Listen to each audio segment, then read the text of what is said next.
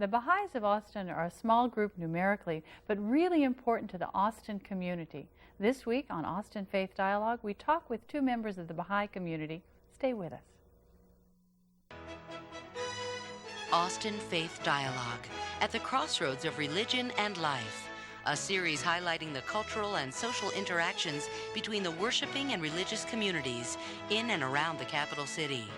Austin Faith Dialogue is brought to you by the Austin Metropolitan Ministries in cooperation with KXAN. Join us now in Austin Faith Dialogue. We're glad you've joined us this week on Austin Faith Dialogue.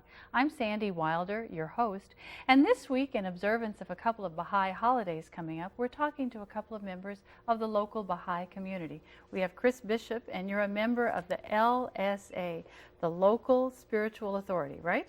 Assembly, Local Spiritual Assembly. Local Spiritual Assembly Yes. here in Austin. And Galen Quinn, you're a member of the Baha'i community out in Cedar Park. That's right.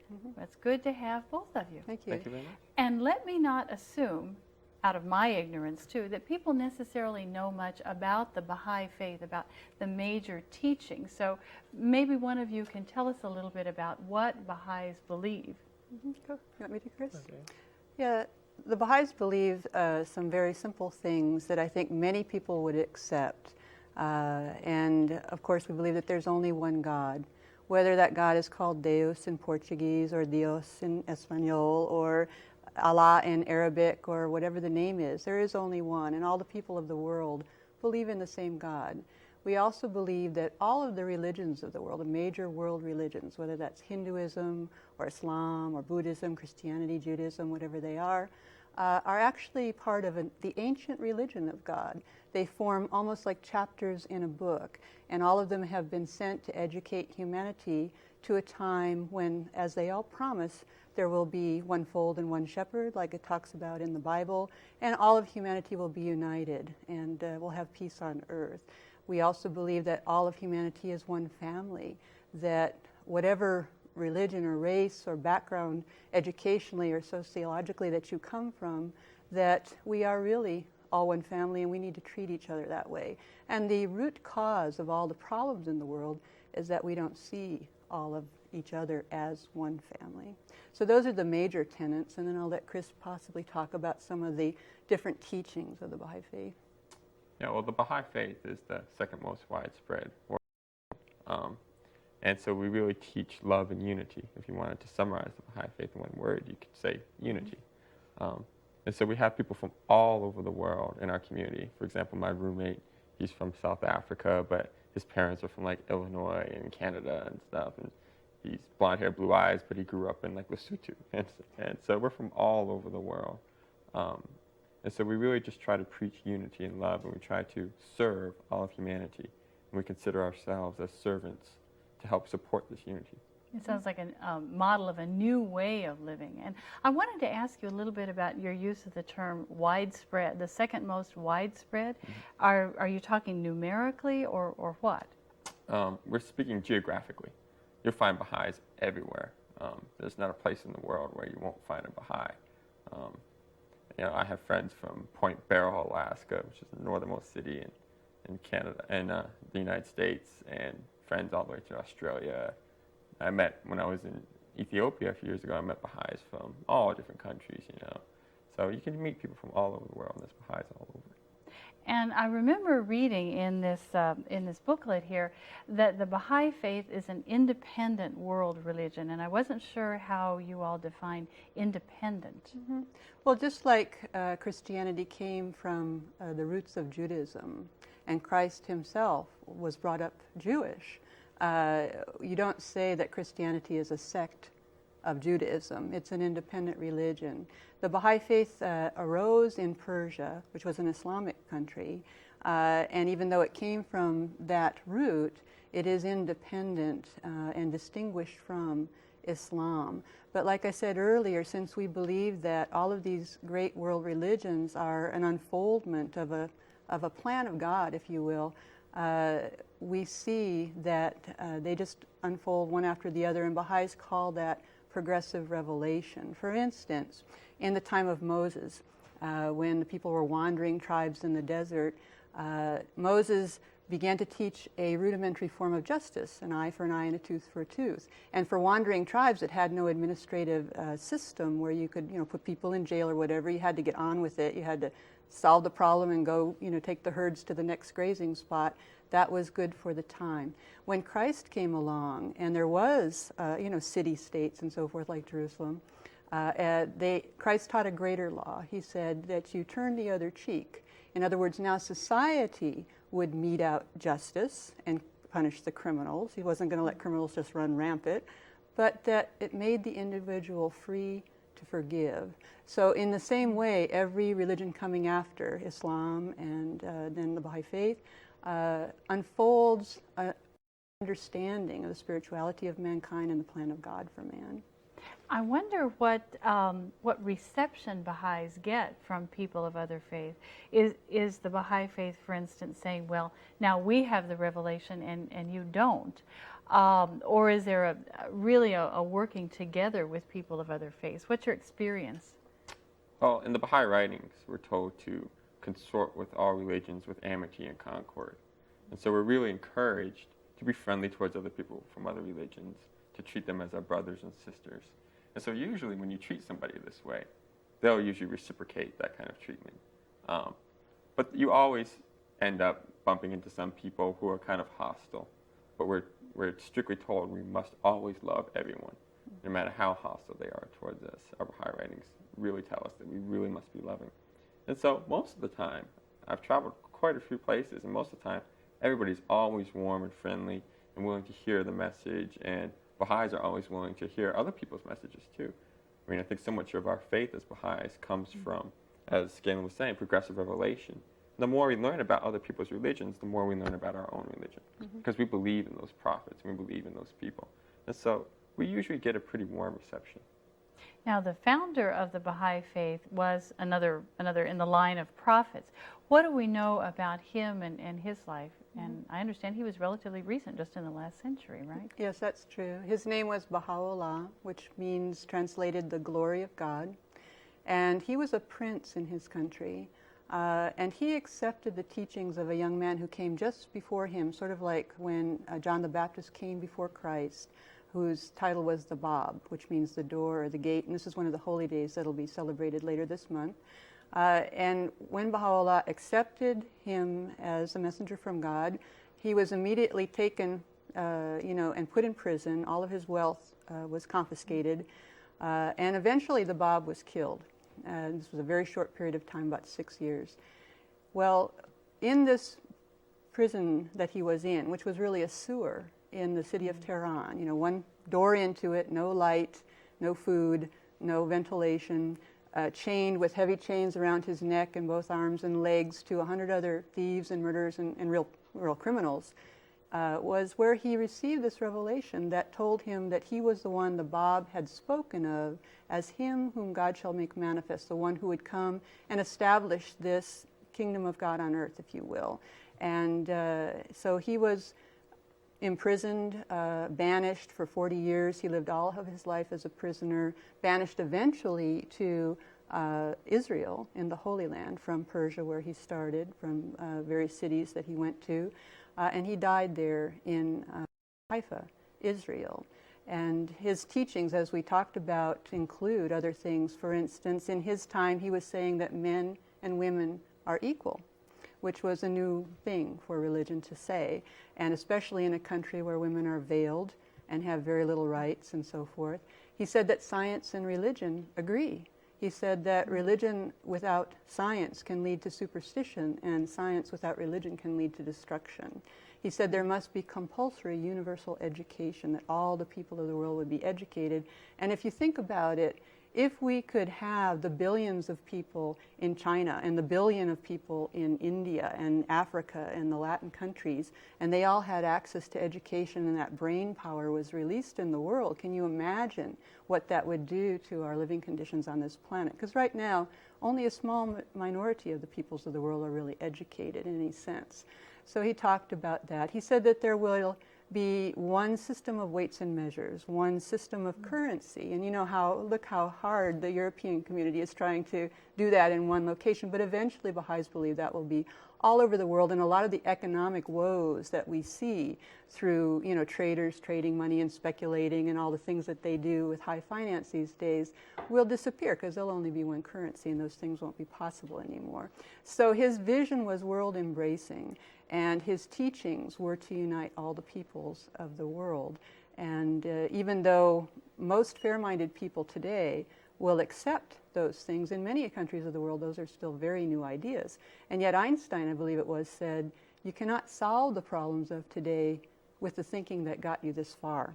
So people have to think about new things, and really that's what the Baha'i Faith offers, is, like you said, a new way of looking at the world, a new way of living. And I know that both of you have said that you are converts to the Baha'i Faith. And Chris, you're relatively new, what, 3 years or so. What was it about this faith, this message, that particularly attracted you? Well, one of the things about this faith is it offers solutions to all the world's social ills. So equality of women, men, equality of races, the ending of the discrepancies between the rich and the poor. And it offers solutions to this. And this is something as just a human being that I wanted to see solutions to. And before I was a Baha'i, I wasn't quite sure how I could, contribute to that. And there's a little saying that goes, if I had a little drop of water and I'm out in the middle of the desert and I drop on the ground, it would dry up instantly. But if I put the drop there and some other people put their drops in the same spot, eventually you have a little puddle, and more people keep adding drops. You get a little pond and a little lake, and then it starts flowing to rivers. And so what Baha'is are trying to do is collect everyone's drops. They're saying, well, he is ill right now. And so what we want to do is gather up people and say, okay, we want to help this. We want to help this process. We want to bring about these things. And so that's why I became Baha'i, because I realized that the Baha'i Faith offers this divine source to help bring all these things together. So if, you or I try to start a movement, it might not work. It'll die out. We've seen it happen through history. But with religion, as we see, religions last forever, for thousands of years, and they start civilizations. And so I saw the Baha'i Faith and what it said, and was saying, well, we're going to solve these problems with God's help. And it sounds like the Baha'i Faith then was also a way for you to live out who you are as a person. Exactly. Okay. Well, we have lots more questions, I'm sure, and lots more answers, and we'll come back for the second half of Austin Faith Dialogue. Thanks. And thank you for being with us. We'll see you here in just a moment.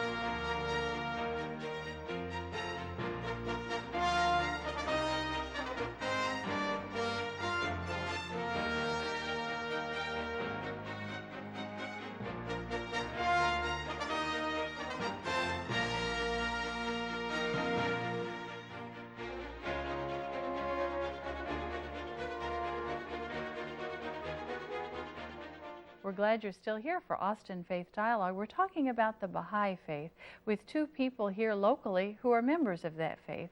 We have Chris Bishop, you're a member of the Austin Local Spiritual Assembly, and Galen Quinn, you're a member of the Cedar Park Baha'i community. It's good to have both of you. Thank you. Thank you. Galen, maybe you can talk a little bit about what the Baha'i Faith looks like here in basically the greater Austin area, number of people, where people meet, that sort of thing. Yes, well, actually, there are no clergy in the Baha'i Faith. And so wherever 9 adult Baha'is reside in any locality, they form a local spiritual assembly. For instance, Austin has one, Cedar Park has one, Round Rock has one, Pflugerville has one, Travis County, Williamson County, San Marcos, and so on.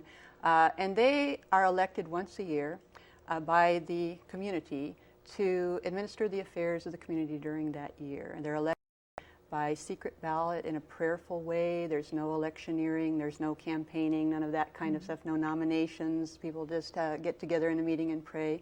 And then those 9 members are responsible to God for, not to their constituency, but to God, to really adjudicate the affairs of the Baha'i community in that locality.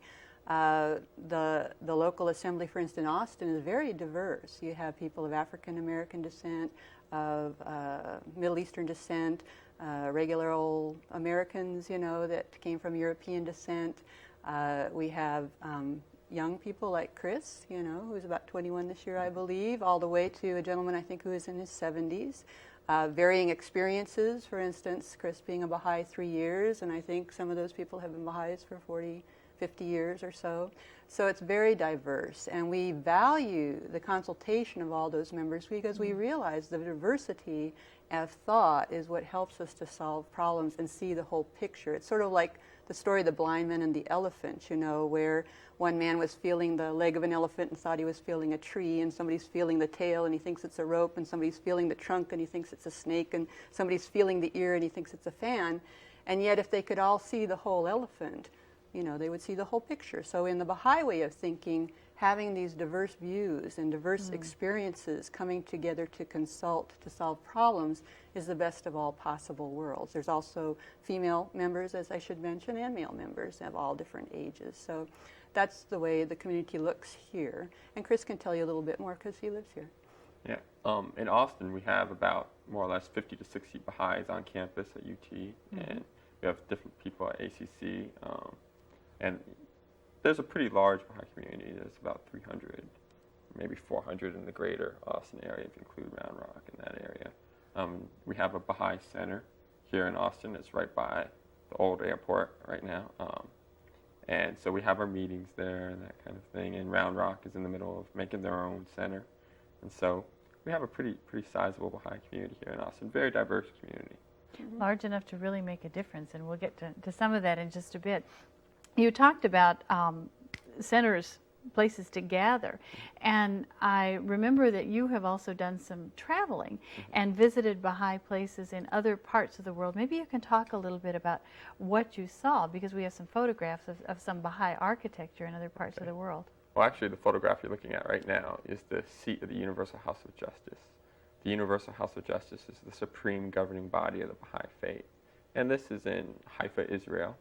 It's on Mount Carmel, and there's a nice shrine there, and there's beautiful gardens. It's a very beautiful place. And I visited there about a little over 2 years ago, and have houses of worship on several continents. One here in the U.S. in Wilmette, Illinois, which is just outside Chicago, and then we have one in India as well, and we have some in Australia, Panama, Samoa, Germany. We have them all over the world, and so we have these big houses of worship pretty much everywhere. And this one right here is the one that's in Wilmette. I was there about a year ago. It's a very beautiful place. If you look on the sides, there's pictures from all the world religions. Just reiterating the fact that Baha'is believe in all the past prophets, believe in all these religions of God, and so they're quite beautiful. I understand that the House of Worship in Wilmette, which is outside Chicago, that the airline pilots actually use it as a way to find their way into O'Hare Airport. So people may have looked down and seen it and not even known that it's there. So, yeah, it's quite a landmark. And this one right here is the one in India. I met the architect of this one. It's a beautiful, beautiful design, and people just marvel at it all the time. This picture this evening is very huge. And I met the architect, and he was just telling me how they had to build it all by hand. And, we build these with contributions of Baha'is. The Baha'is don't accept any contributions from outside sources. Only Baha'is can contribute to Baha'i funds. And so it's built lovingly out of a lot of sacrifice of the Baha'is from all over the world. It does look like it represents a great commitment on the part of people. So the closest of those magnificent buildings to us is actually the one in Illinois, right? That's right. Now, we're doing this show this time of year because there are a couple of holy days coming up in the faith, and maybe one of the two of you would like to talk about those two coming up? Well, there's two at the end of May. One is the Declaration of the Bab, and as I mentioned earlier, that was the personage who arose, who was like the preparer for the way for Baha'u'llah, and his declaration was in May of 1844. And what we commemorate there really is the Word of God, coming again to humanity through one of His messengers. And I believe that Austin will be having a commemoration and that it would be open to the public if people are interested in coming. The other one is at the end of May 29th, the Ascension of Baha'u'llah. And that's where we observe, and it's more solemn, the passing of Baha'u'llah, from this earthly life.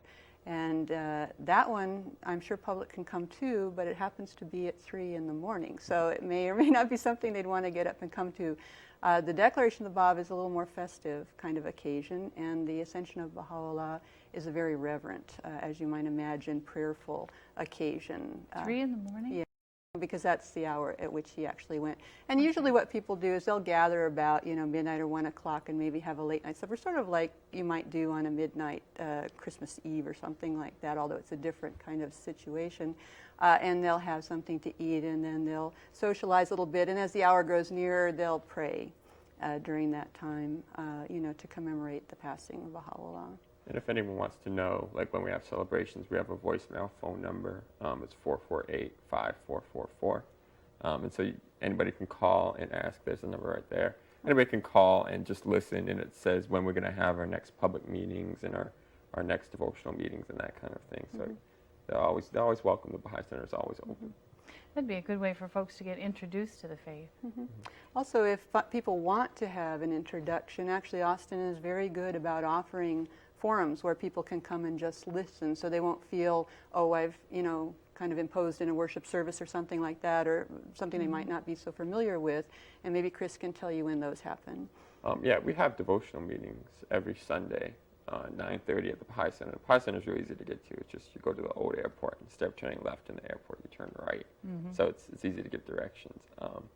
And so we have devotional meetings starting at 9:30. And then we have some adult classes later that morning starting at 11. And so anybody's free to come to those.